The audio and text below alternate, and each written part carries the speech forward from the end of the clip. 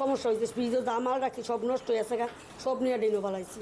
অক্ষণ পর্যন্ত কারেন্ট ঠিক মতো আয় না, আইয়ে কদূর ভোল্টেজ নাই, আবার যা আইয়ে ভোল্টেজ নাই জাগা, এইভাবেই চলছে, খুব কষ্টে আছি। কালকে 10:15টার দিকে গেছে, 10:15টায় দোকান লাগাইছি, কারেন্ট গেছে দোকান লাগাই দিছি।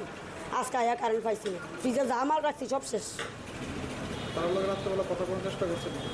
বহুত মানুষে ফোন করছে, ফোন ধরে না, তারা ফোনই ধরে না, কী করুন করছে।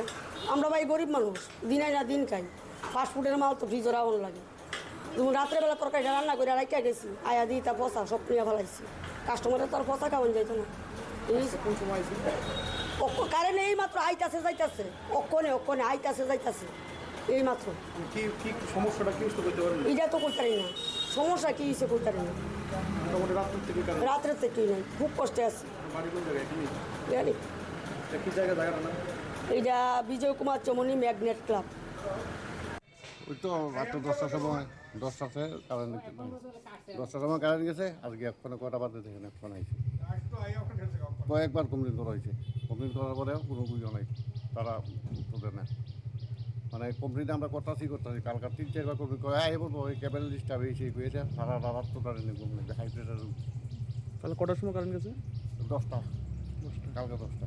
আজকে আইসি না কোনো? তখন আইছে, আইব ওইব কইতে হবে।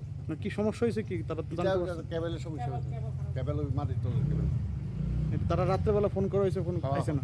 না, ফোনে কইছে আই বলবো, আপনার টিম গেছে আই বলবো। এইটুকু